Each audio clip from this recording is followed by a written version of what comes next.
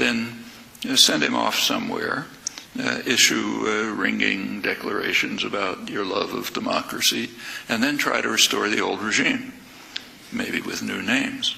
And that's done over and over again. It doesn't always work, but it's always tried.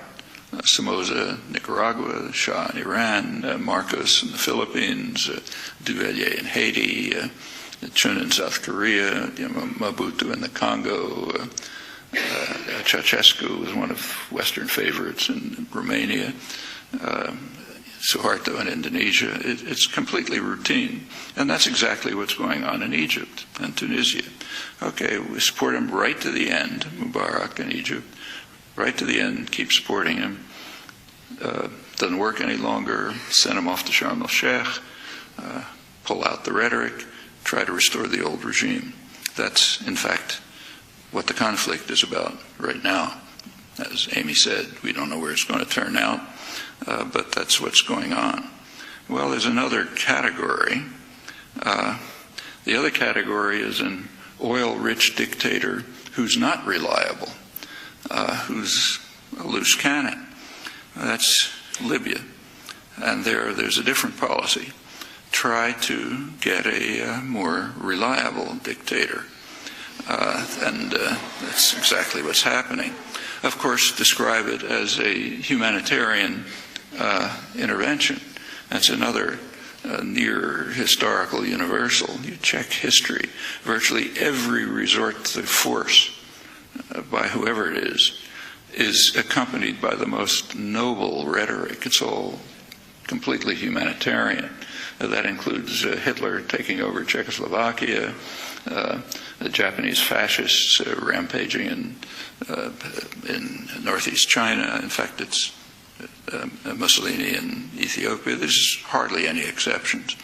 But so you produce that, and the media and commentators pretend they don't notice that it carries no information because it's reflexive.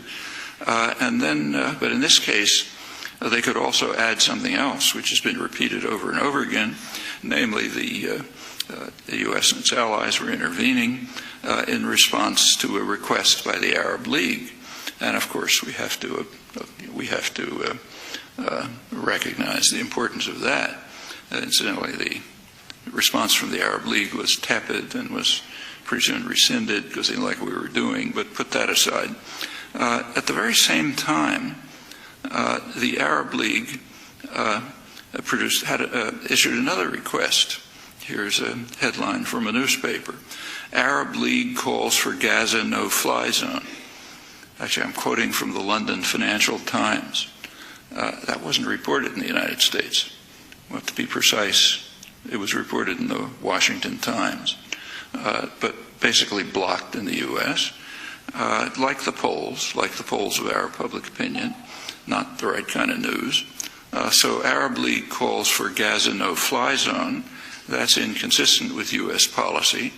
So that we don't have to honor and observe, and that disappeared. Now, there are some polls that are reported. So here's one from the New York Times a couple of days ago. I'll quote it. It said, the poll found that a majority of Egyptians want to annul the 1979 peace treaty with Israel that has been a cornerstone of Egyptian foreign policy and the region's stability. Actually, that's not quite accurate. It's been a cornerstone of the region's instability. And that's exactly why the Egyptian population wants to abandon it. The agreement essentially eliminated Egypt from the Israel-Arab conflict.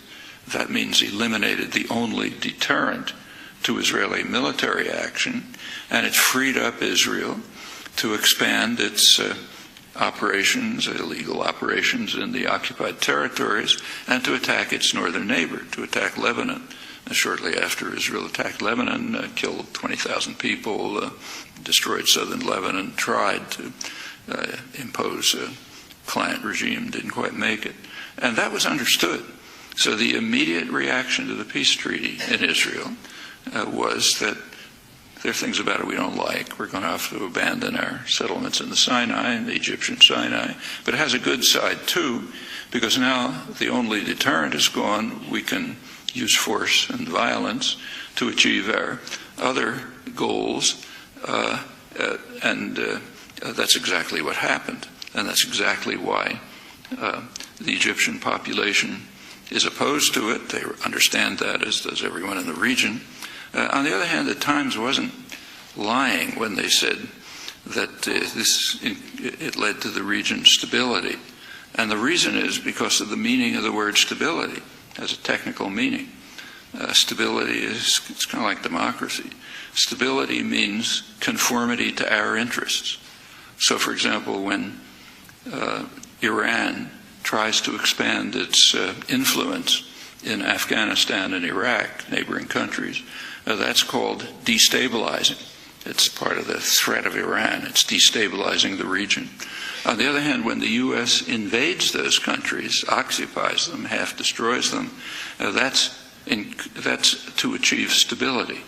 And that is very common, even to the point where it's possible to write, former editor of Foreign Affairs, that when the U.S. overthrew the democratic government in Chile and instituted a vicious dictatorship, that was because the U.S. had to destabilize Chile to achieve stability. That's in one sentence, and nobody noticed it because that's correct. If you understand the meaning of the word stability, you overthrow a parliamentary government, you install a dictatorship, you invade a country and kill 20,000 people, you invade Iraq and kill hundreds of thousands of people. That's all bringing about stability. Instability is when anyone gets in the way. World-renowned political dissident and linguist Noam Chomsky, speaking of 25th anniversary of Fairness and Accuracy in Reporting. I'm Amy Goodman. Thanks.